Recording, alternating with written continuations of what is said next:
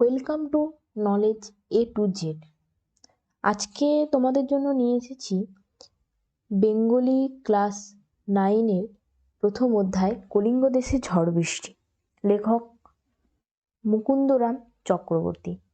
তো আগে লেখক সম্পর্কে একটু কথা বলে নিই। মুকুন্দরাম চক্রবর্তী হলেন মধ্যযুগের কবি। একটু আমি লিখে নিই, তাহলে তোমাদেরও সুবিধা হয়।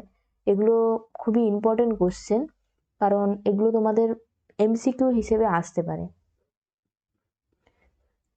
মধ্যযুগের অন্যতম শ্রেষ্ঠ কবি হলেন মুকুন্দরাম চক্রবর্তী। তারপর যদি কলিঙ্গ দেশে ঝড় বৃষ্টি কবিতাটি নিয়ে একটু বলে নিই, তো কলিঙ্গ দেশে ঝড় বৃষ্টি কবিতাটি গৃহীত হয়েছে চণ্ডীমঙ্গল। দাঁড়াও একটু আমি লিখে নিই, তোমাদেরও তাহলে সুবিধা হয়। এটা গৃহীত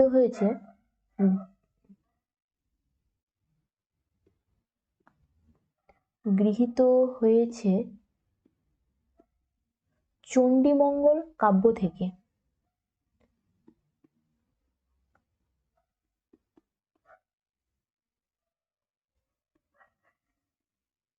চণ্ডীমঙ্গল কাব্য থেকে এর একটা প্রকৃত নাম আছে, যেটা হচ্ছে অভয়া মঙ্গল।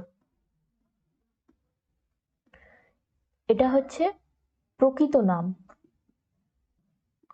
এটা জেনে রাখা খুবই প্রয়োজন, কারণ এটা তোমরা প্রত্যেকটা কোশ্চেনের কোটেশনে যেটা তোমরা উৎস হিসেবে লেখো, সেখানে তোমরা এই কাব্যটার নাম লিখতে পারো, অথবা এই কাব্যটার নাম তো অবশ্যই লিখতেই পারো, কারণ এটা চণ্ডীমঙ্গল কাব্য থেকে এসেছে। আর এই অভয়ামঙ্গল হচ্ছে চণ্ডীমঙ্গল কাব্যের প্রকৃত নাম। আর এই চণ্ডীমঙ্গল কাব্যে দুটি খণ্ডে বিভক্ত। দুটি খণ্ডে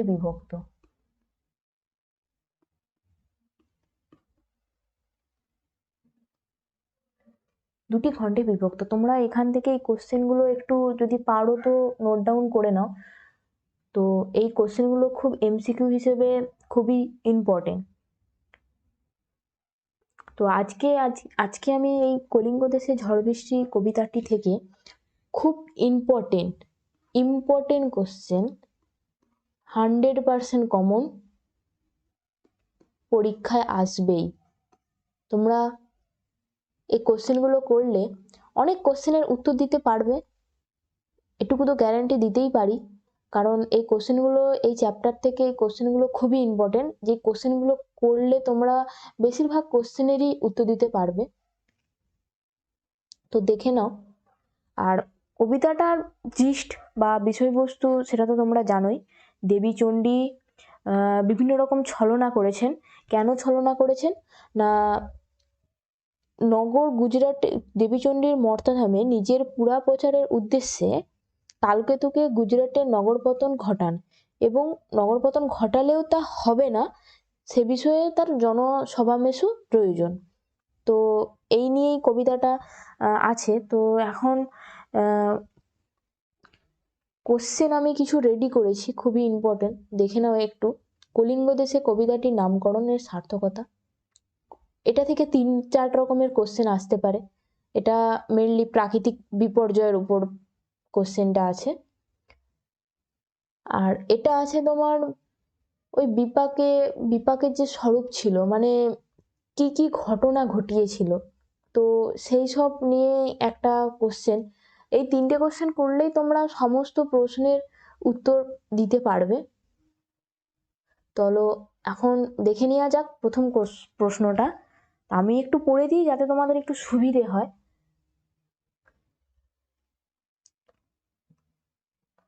কলিঙ্গ দেশে ঝড় বৃষ্টি কবিতাটির নামকরণের সার্থকতা আলোচনা করো। সাহিত্যের ক্ষেত্রে নামকরণ একটি অতীব গুরুত্বপূর্ণ বিষয়। আসলে নামকরণের মধ্য দিয়ে স্রষ্টা যেন তার সৃষ্টির কপালে একটি টিপ পরিয়ে দেন। এটা পরিয়ে হবে, একটু মিস্টেক আছে আমার স্পেলিং এর, এটা পরিয়ে দেন। যদিও বিশ্ববিখ্যাত নাট্যকার শেক্সপিয়ার বলেছেন, হোয়াট ইজ নেম, অর্থাৎ নামে কি এসে যায়, কারণ গোলাপকে যে নামেই ডাকা হোক না কেন তা সুন্দর। নামকরণ বিভিন্ন দিক থেকে হতে পারে, তা ঘটনা কেন্দ্রিক, প্রধান চরিত্র কেন্দ্রিক, স্থান কেন্দ্রিক, তাৎপর্য কেন্দ্রিক ইত্যাদি। আমাদের আলোচ্য কলিঙ্গ দেশে ঝড় বৃষ্টি কবিতাটির নামকরণ কোন দিক থেকে কতখানি সার্থক তা আলোচনা করছি।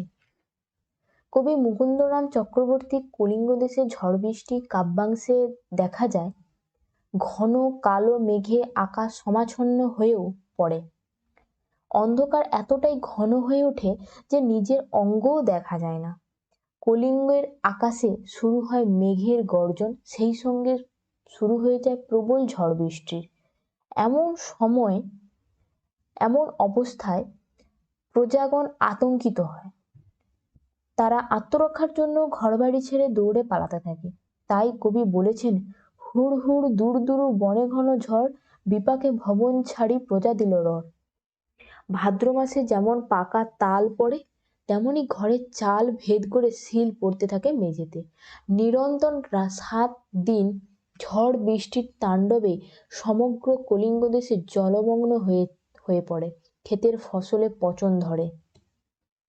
আবার একটি কোটেশন দিয়েছি আমি এখানে, নিরবধি 7 দিনে বৃষ্টি নিরন্তর, আচ্ছুক শস্যের কার্য হেজ্জা গেল ঘর। দেবী চণ্ডীর আদেশে বীর হনুমান কলিঙ্গে মঠ অট্টালিকা ভেঙে তছনছ করেন। আবার দেবীর আদেশেই নদ নদীরা কলিঙ্গ দেশের ওপর দিয়ে প্রবাহিত হতে থাকে। জলের ঢেউয়ে ঘরবাড়িগুলো হুড়ে টলমল করতে থাকে। মহাপ্রলয়ের সম্মুখীন হয় কলিঙ্গবাসী। পাঠ্য কাব্যাংশে আলোচনার পরিপ্রেক্ষিতে বলা যায় যে কাব্যাংশটির সম্পূর্ণটাই ঘিরে রয়েছে কলিঙ্গ দেশের সংগঠিত ঝড় বৃষ্টির বর্ণনা নিয়ে। প্রাকৃতিক দুর্যোগে কলিঙ্গের মানুষ কিভাবে বিপর্যস্ত হয়েছে তারই পরিচয় পাই আমরা আলোচ্য কাব্যাংশে। তাইভাবে আমার মতে পাঠ কাব্যাংশটির বিষয়মুখী নামকরণ কলিঙ্গ দেশে ঝড় বৃষ্টি সম্পূর্ণ সার্থক হয়েছে। তো তোমরা বুঝতে পেরেছ আমি এখানে 3টে কোটেশন ব্যবহার করেছি। একটা শেক্সপিয়ারের কোটেশন, হোয়াট ইজ নেম। এটা তোমাদের এটা খুব একটা শেক্সপিয়ারের লেখা একটা খুবই ভালো একটা কথা, যেটা তোমরা নামকরণের ক্ষেত্রে বা নামকরণের সার্থকতা আলোচনা করা এরকম প্রশ্নের সম্মুখে এই উৎস হিসেবে তোমরা এটা লাগাতে পারো।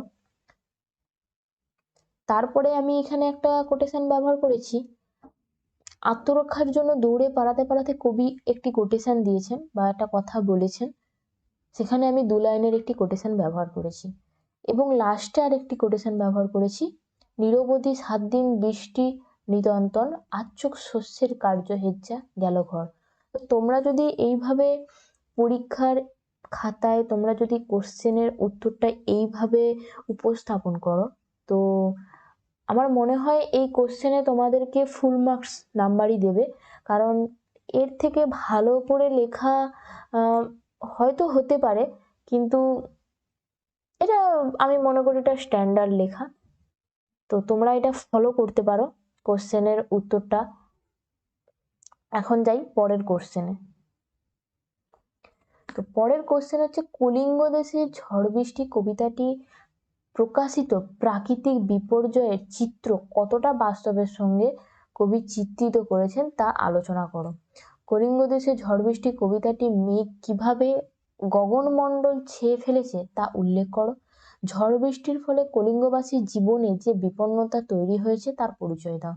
কলিঙ্গ দেশে ঝড় বৃষ্টি কবিতাটি প্রকাশিত প্রাকৃতিক বিপর্যয়ের চিত্রটি আলোচনা করো। তো তোমরা এখানে দেখতে পাচ্ছ আমি এখানে 2টো অথবা ব্যবহার করেছি।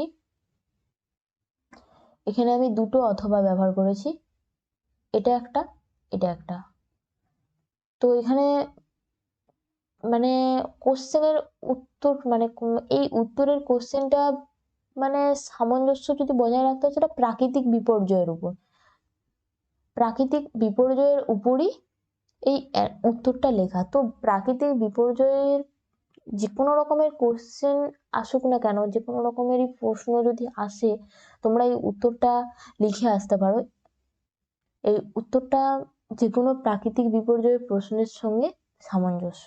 তো আমি একটু পড়ে দিই, একটু পড়ে নিই, তোমরা একটু শুনে নাও, তোমাদের সুবিধা হবে। যদি কোথাও ভুল ভ্রান্তি থাকে আমি কারেকশন করে দেব। অবশ্যই তোমরাও যদি আমার কোনো ভুল ধরতে পারো সেটা কারেকশন করে নিও।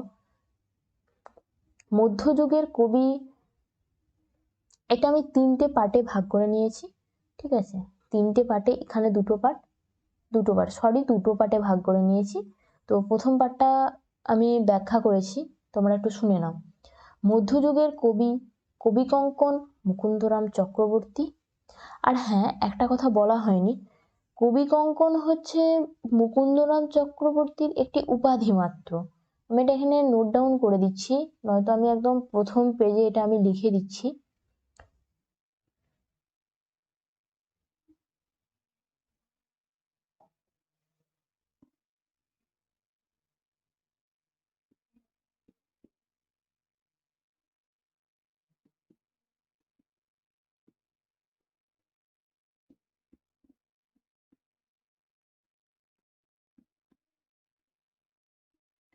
এটা হচ্ছে উপাধি।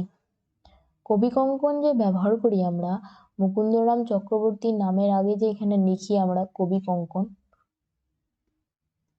এটা হচ্ছে উপাধি। মুকুন্দরাম চক্রবর্তীর এটা উপাধি। চলো, মধ্যযুগের কবি কঙ্কন মুকুন্দরাম চক্রবর্তী রচিত, এখানে আমি ব্যবহার করেছি, তোমরা দেখে নাও, অভয়া মঙ্গল। আমরা এখানে ব্যবহার করেছি অভয়া মঙ্গল কাব্যে। তো অভয়া মঙ্গল তোমাদেরকে কি বলেছিলাম, এটা মুকুন্দরাম চক্রবর্তী চণ্ডীমঙ্গল কাব্যের হচ্ছে প্রকৃত নাম, অভয়া মঙ্গল। অভয়া মঙ্গল কাব্যের অন্তর্গত কলিঙ্গ দেশে ঝড় বৃষ্টি কাব্যাংশে কলিঙ্গ দেশে প্রাকৃতিক বিপর্যয় কিভাবে নেমে এসেছে তার চিত্র বর্ণনা করেছেন। দেবী চণ্ডীর ছলনায় কলিঙ্গ দেশে ভয়ানক দুর্যোগ নেমে এসেছিল। ঝড় বৃষ্টির প্রাক মুহূর্তে কলিঙ্গ দেশে আকাশ মেঘের ঘন ঘটা ঢাকা পড়ে। দেবীর আদেশে ঈশান কোণে পুঞ্জিত হয়। আচ্ছা, ঈশান কোণ বলতে আমি এটা বলে রাখি, এটাকে বলবো আমরা ঈশান কোণ মানে, যদি তোমরা না জানো তোমরা একটু জেনে নাও, এটা হচ্ছে যে উত্তর পূর্ব কোণ। উত্তর আর পূর্ব কোণের মাঝে যে কোণটা সেটাকে বলি আমরা ঈশান কোণ। তো ঈশান কোণের পুঞ্জীভূত মেঘ মানে এক জায়গায় জড়ো হওয়া মেঘ থেকে গগন বিদারী বিদ্যুতের আওয়াজের সাথে সাথে, মানে মেঘের যে আওয়াজ, বিদ্যুতের যে আওয়াজ, তার সাথে সাথে বিদ্যুতের ঝলকানিও আমরা দেখা যায়। দিনের আলো অন্ধকারে নিমজ্জিত হয়, অর্থাৎ দিনের আলো অন্ধকার মেঘের সাথে ডুবে যায়। নিমজ্জিত মানে এখানে হচ্ছে ডুবে যায়। সেই সাথে চারিদিক ঝাঁপিয়ে শুরু হয় মুষলধারে বৃষ্টি। নিমিষেকে জোরে মেঘ গগনমণ্ডল, চারি মেঘে বরিশে মুষলধারে জল। তো আমি এখানে আরেকটি কোটেশন ব্যবহার করেছি, তোমরা এই কোটেশনটা তোমরা পরীক্ষার খাতায় অবশ্যই কোটেশনগুলো লেখো, যাতে তোমরা বেশি নাম্বার পাওয়ার আশা করো। ঝড়ের দাপটে ধুলোয় চারিদিক আচ্ছাদিত হয়ে পড়ে, সবুজ ঢেকে যায় ধুলোতে, আর জমির শস্য ঝড় বৃষ্টির দাপটে উল্টে পড়ে যেতে থাকে। অর্থাৎ সবুজ গাছপালার সাথে সাথে শস্যক্ষেত্র যেমন বিপর্যস্ত হয়, তেমনি ভীষণ বৃষ্টিধারায় কলিঙ্গবাসীর জীবনও বিধ্বস্ত হয়ে ওঠে। 7 দিনের অবিরাম বর্ষণে কৃষিকাজ, ঘরবাড়ি নষ্ট হয়ে যায়। সেই সাথে ঘরের চাল ভেদ করে বৃহদাকার শিল পড়তে থাকে। দেবীর আদেশে বীর হনুমান কলিঙ্গ দেশের মঠ অট্টালিকা ভেঙে চূর্ণ করতে থাকে। কলিঙ্গবাসীর মনে অত্যাধিক, আচ্ছা এখানে বাসির বানানটা ভুল আছে, এটা দীর্ঘই হবে, একটু কারেকশন করে দিই যখন আমার নজরে পড়লো।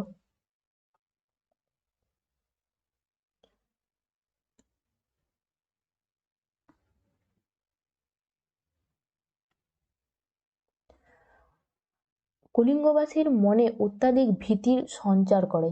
দেবী চণ্ডী নদ নদীগুলিকেও কলিঙ্গের ওপর দিয়ে প্রবাহিত হওয়ার আদেশ দেন। নদ নদীগুলিও সেই আদেশ পালন করে। এতে বৃষ্টিপাতের ফলে জলমগ্ন কলিঙ্গ, তার ওপরে নদ নদীদের প্রবল বেগে বয়ে চলা পর্বতের সমান ঢেউয়ের ঘরবাড়ি যেন ভেসে যেতে থাকে। এই ভয়াবহ প্রাকৃতিক বিপর্যয়ের অসহায় ভীত বিপর্যস্ত প্রজারা ঘরবাড়ি শস্যক্ষেত্র হারায় এবং কলিঙ্গবাসীর জীবনে বিপন্নতা ডেকে আনে। তো এখন পরের তুমি কোশ্চেনটা ভালো করে তোমরা দেখে নাও। তো যে কোনো প্রাকৃতিক বিপর্যয়ে কোশ্চেন আসুক না কেন, তোমরা এই উত্তরটা লিখতে পারো। অ্যাটলিস্ট ছেড়ে না এসে তোমরা যদি খাতায় উত্তরটা যদি তোমরা লিখে আসো, তাহলে তোমরা কিছু নাম্বারও পাবে। তো অতএব আমি তোমাদেরকে একটা সাজেস্ট করবো, যাতে তোমরা কোনো কোশ্চেন পরীক্ষার খাতা থেকে যেমন না ছেড়ে আসো। এখন যাওয়া যাক পরের কোশ্চেনে। পরের কোশ্চেন আমি এখানে রেখেছি, বিপাকে ভবন ছাড়ি প্রজা দিল রর। রর শব্দের অর্থ কি? কোথাকার প্রজার কথা বলা হয়েছে? বিপাকের স্বরূপ আলোচনা করো। তো এটা 1+1+3, প্রশ্নের মান হচ্ছে 5, 1+1+3, এখানে প্রত্যেকটা প্রশ্নেরই মান 5। তো আমি এখানে তিনটে কোশ্চেন, যেহেতু তিনটে পার্টে আমি ভাগ করে লিখবো, তোমরা এরকম যদি এই কিছু একটা সাইন বা একটা প্যারা চেঞ্জ করে কোশ্চেনের উত্তরগুলো দিও, যাতে পরীক্ষক বুঝতে পারেন যে তোমরা আলাদা আলাদা প্রশ্নের আলাদা আলাদা ভাবে উত্তর দিয়েছো। তো রর শব্দের অর্থ কি? মধ্যযুগের কবিকঙ্কন মুকুন্দরাম চক্রবর্তী রচিত অভয়ামঙ্গল কাব্যের অন্তর্গত কলিঙ্গ দেশে ঝড় বৃষ্টি কাব্যাংশে রর শব্দের অর্থ হলো ছুট বা দৌড়। আচ্ছা, তারপরে কোথাকার প্রজার কথা বলা হয়েছে? এখানে কলিঙ্গ দেশের প্রজাদের কথা বলা হয়েছে। আচ্ছা, তাদের বিপাকের স্বরূপ, দেবী চণ্ডীর ছলনায় কলিঙ্গ দেশে টানা 7 দিন ধরে ঝড় বৃষ্টির তাণ্ডব চলতে থাকে। এর ফলে কলিঙ্গবাসী দারুণ বিপাকে পড়ে। ঝড় বৃষ্টির প্রাক মুহূর্তে কলিঙ্গ দেশে আকাশ মেঘের ঘনঘটায় ঢাকা পড়ে। দেবীর আদেশে ঈশান কোণে পুঞ্জিত মেঘ থেকে গগনবিদারী বিদ্যুতের আওয়াজের সাথে সাথে বিদ্যুৎ ঝলকানিও দেখা যায়। দিনের আলো মেঘের অন্ধকারে নিমজ্জিত হয়।